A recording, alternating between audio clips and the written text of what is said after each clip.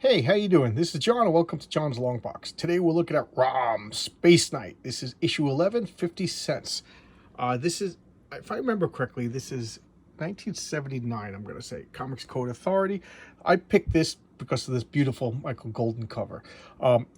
And I also wanted to ask, win a Toys R Us shopping spree. Does anybody know of anybody who won that? It drove me nuts back when this came out. This banner across all my comic books.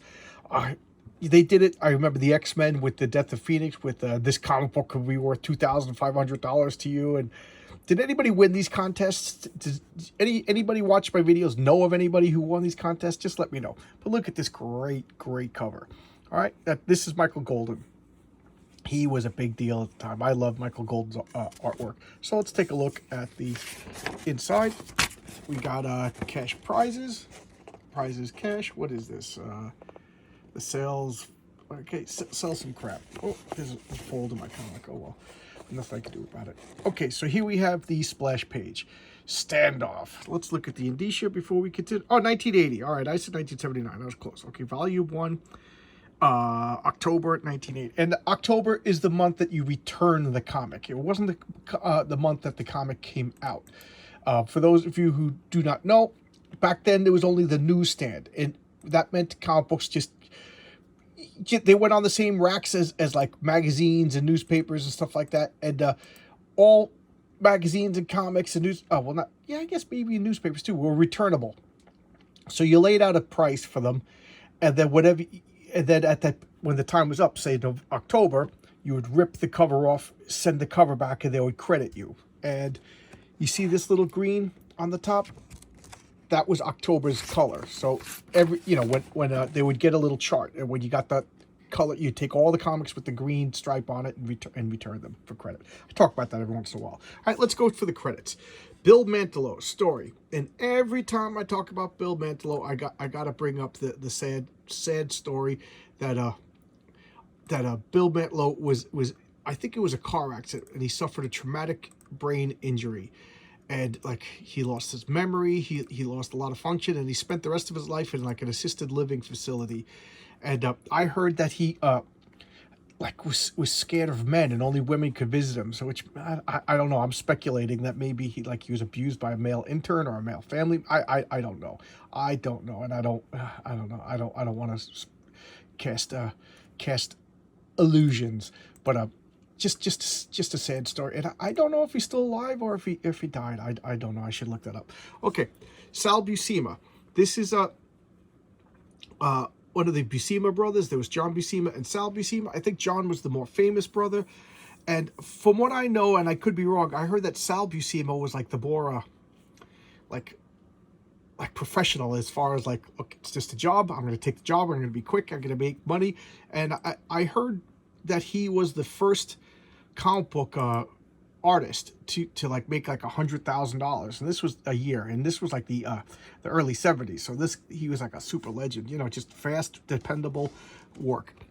Jim Novak letterist, a workhorse. Ben Sean colors, I don't know anything about him. Joe Duffy, female, of all these people who say there's no women in comic books, this is 1980 and it was women editors, and Jim Shooter, who I always say Jim Shooter to me was the high point of Marvel Comics.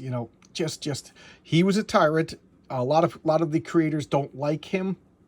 I didn't work for him. I was just a kid who read the comics, and I love the comics. He ran a tight ship. The continuity had to be there. He wanted what he wanted, and what he wanted was good product. So you can't really argue. And I always have somebody be like, "What about this particular comic?" I'm like, yes, not every comic book that came out under Jim Shooter was the best, and not every comic book that came out by somebody else was terrible. There was a lot of really good stuff under the next couple of years. Of course there was, but to me, Jim Shooter was the high point. There was this, the consistently the best that Marvel had to offer. All right, so let's look at this. So what we have now is Rom the Space Knight. Who is Rom the Space Knight? For those of you who do not know, Rom was like a humanoid from the planet Galador. So Galador is like one of those planets where everybody looks exactly like humans, like Zed Law and stuff like that, and Xandar. And they were like these, peaceful people and stuff like that. Then they were exploring space, and like the trope goes, they explored too far too fast, and they disturbed the dire wraiths, so they encountered the dire wraith. The dire wraiths are like these evil, shape-changing race of beings that are they're just like horrible, no redeeming quality evil, generic evil space things. And the dire wraiths declared war, and they got their asses kicked. The Galadorians got their asses kicked, so they had to change their tactics. So they took like the best and brightest, and these people gave up their humanity, and they were encased in this armor of like Galdorite or something like that, some like, you know, MacGuffin metal, magic science metal, and they are trapped. They can't return to human form, so they gave up their humanity, and they fly through space, and they hunt down, and they fight dire wraiths. So Rom to me is one of the Pinocchios. He's a classic Pinocchio. He wants to be human. He lost his humanity, and he craves his humanity. So therefore, he's like very humane. He's very good because he knows what he lost. I love that trope. That works for me. And what do we have here? He's captured by the dire wraiths.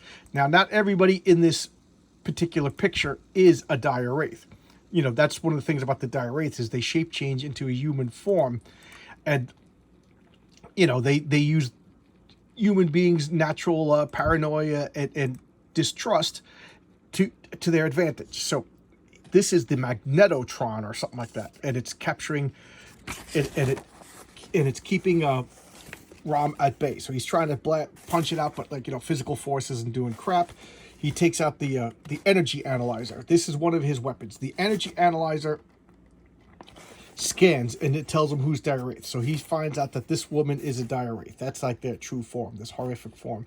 And he fires, so she orders this guy to double down or whatever, and he's now imprisoned in this magnetic field. He's like, the alien stunned Dr. Sweet. That's her name. Are you all right? She's like, the gullible fool. She doesn't know that I'm really a dire wraith. And for all intents and purposes, the humans look like he blasted her with some sort of ray. And for all they know, it's radiation. And then they got these, they're called like hellhounds, but the hellhounds like transform into this human form, and they're like more powerful than the regular dire wraith, and they put like a force field around his blaster. And this, I'll talk about the blaster later. It always makes me laugh when I talk about it. So she's like, he can't get to his weapon. He's trapped here in Ultra Lab. We got our worst enemy on the ropes. You know, get some grit. The Atlas, it's such a shame that this ad has been reduced to this. We got this Hulk ad that's kind of weird. And so now he's on this magnetic disc, and he's just trapped. And what are they doing? They're analyzing him. They're trying to figure out the secrets of his armor, because as of now, they've never captured a Space Knight, and they kind of have an understanding of how the armor works, but they never really saw a working copy. So rather than just kill him outright, you know, like villains do, they put him in the unnecessarily slow dipping mechanism, like we've seen in Austin Power. So now he's in a you know, being analyzed, and they're like, okay. And if I remember correctly, I think these two are the only two that are actually dire wraiths. Everybody else is humans, and of course, the humans want Rom. They're terrified of Rom, because I'll talk about it now. His energy, his power blaster, it fires this beam, looks like Cyclops' beam, and it just blasts you to ash. But you're not dead. You're just transported to limbo, but you never come back. So on the onlooker, it screams, it hits you, you burst at the flame, you turn into ash, you're left vaporized, but you're not dead, because that's how Mattel wants it to be. They don't really want a hero going around killing people. It just transports you to limbo. It's kind of silly, kind of hokey. But I like how Bill Mantlo is saying to the average human watching this, they're terrified. It just looks like Rom's going around destroying humans. So of course the humans and the government and the Air Force and the Army, the CIA, they're all after Rom. Why wouldn't they be? Because for all intents and purposes, he's an alien killing humans. You know, they don't know from dire wraiths or whatever. And the dire wraiths are playing up that, I don't want to say ignorance, because it's not ignorant to just assume that your neighbor is a shape-changing space alien. You know, we're not all Alex Jones. So, you know, that's how crafty the dire wraiths are. They're using unnatural mistrust as a shield. You know, they're abusing our sympathy and what's the word, compassion against us. They're weaponizing our best traits against us. And that's why the dire wraiths to me were a scary villain. And who's this? This is Archie Stryker. Archie Stryker is the boyfriend of Brandy, is that her name? The only woman that believes Rom. Okay, she's like Rom's human defender, and then her boyfriend started to become of course, he was just like, this guy's a a murderer, blah blah blah blah. But then he started to see the truth, and then he gave up his life to become one of the Space Knights. He became Firefall, but he's not as experienced as Rom, and these suits of armor are like bioengineered to work with the person that they're supposed to work with. So I don't think Archie Stryker's actual armor worked that well with him. It worked, but not the way it should have been with the natural person. So was left a little inexperienced. It didn't work properly, and he just got his hiney handed to him. Okay, we'll keep it at that. Oh, look at these comics. And you see what I'm talking about, these banners? Some great comics over here. Like, look at this. X-Men 137. One of the greatest comics of all time. And it's got this Marvel comic could be worth $2. Has anybody won this? I hate this. I hated this month. This great She-Hulk cover with the Swamp Thing. Oh, it's just... And the Juice says, O.J. Simpson wants to show them your heels. Okay? You drink some O.J. with him and you pass out, and then your heels are facing up. Okay, that's what I think that means, right? That wouldn't mean anything else, right? O.J. wants to... I'm getting Bill Cosby and O.J. Simpson mixed up. O.J. Simpson just, if the shoes don't fit, you got to quit. There you go. I'm crazy today. My brain is destroyed. That's what my brain is like right now. There's a creature grabbing it. Okay, so they're looking at the floating... This is his neutralizer. That's, nice euphemism for... ray that destroys you in hideous flames, but you go to limbo. So, and this is the high one. Okay, so he's like I think he's like the viceroy of Earth as far as the dire wraiths are concerned. He is the all important leader, and on Earth, like all space aliens, they're like a hierarchy and stuff like that. They don't vote or anything. They just got to do what the boss says. So she's like, just kill him. Don't study him. Kill him. He's actually being smart. Like, enough of this. How many did this guy kill? Let's get rid of this guy while we got the chance. And she's like, no, we got to study. We got to study. And he just grabs her by the face, and you can see she's like transformed a little bit by her shadow. And he's like, okay, all right, I got to do what I'm told. And he's like, what a loss to wraith science. So she's a true scientist, And he's like, all right, we got to get this. We got to penetrate this armor, this Galordi, or something like that. I forget, some magic metal, right? So they're gonna drill through him. And what's going on? Little bit of a cliffhanger there. And then this is Archie Stryker. What is he doing? The living flame of Firefall is which your bald buddy thought I was still sedated. All you had to do was touch me to find out his mistake. So they were going to drill through Firefall, and he just activates his fire. So what is he doing? He's like sacrificing himself. He's using the last of his strength to buy Rom some time. So he's just, look, this dire wraith. If there's any humans in the room, they would see him transforming into his normal form before he burns to death. And he's like, you have slain Daedalus, slain a wraith of the firstborn. The elders were right. Sometimes hate overrides the benefits of science. All the space knights must be destroyed. So she's coming to her senses. Let's just kill and destroy.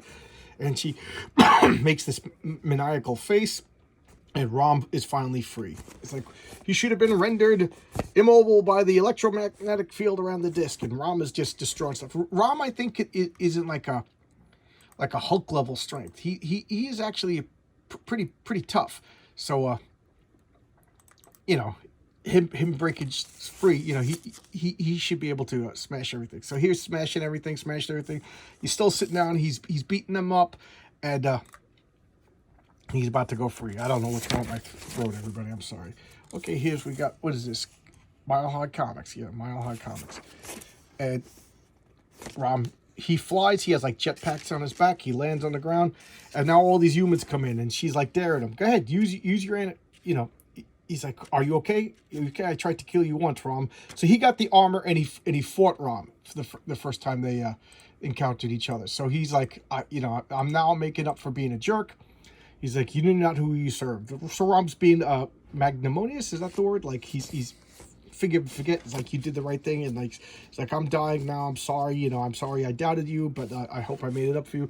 Rom's like, I got to get my energy analyzer out of there, and she's like, don't turn your weapon on me. I don't want to die. She's like, Rom doesn't realize that my terror is not genuine. So she's playing up her fear and scare, and you know, playing up the humans. Like, oh my God, the space alien's gonna murder this woman. He's like, I will not kill you, Wraith. You will know that my neutralizer nearly banishes you, Wraith, to the near dimension known as Limbo. And she's like, she knows that, Rom. She's stalling. She's up to something. Of course, she knows you're not going to kill her, but, you know, it looks like you're going to be done. I showcased Fun and Games a couple of weeks ago. Epic Illustrated. Did I showcase Epic Illustrated? I don't know if I did. I really should. I got to look at my back videos. Okay. So he's just swatting her away, smashing everything, and bam, bam, he's just fighting to get his neutralizer out. Meanwhile, the humans are using this energy beam, and I like it's got plexiglass. They have to go safety first.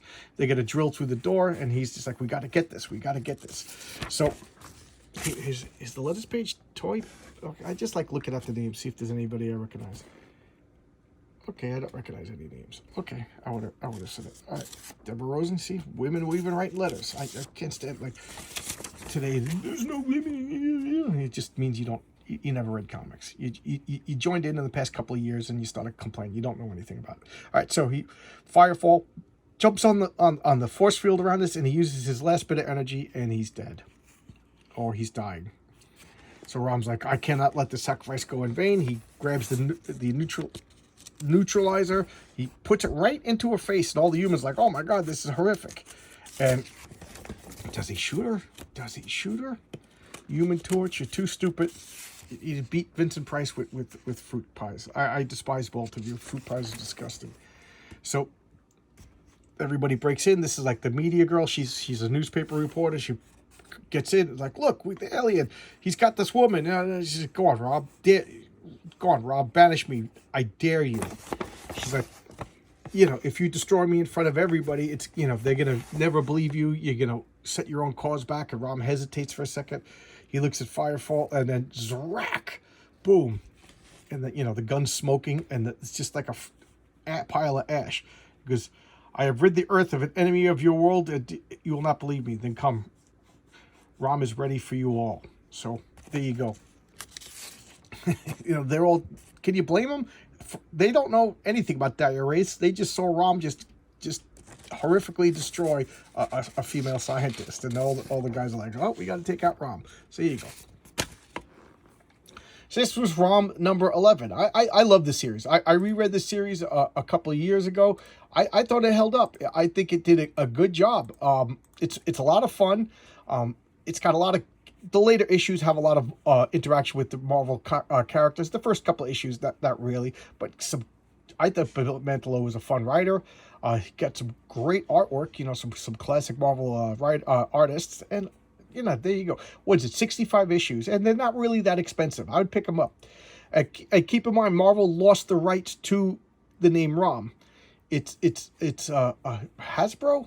I think it's Hasbro. Hasbro owns it, and then they license it out to IDW. They license it out to Image, and I don't know who has it today, but you know, there you go. That's Rom for you. All right.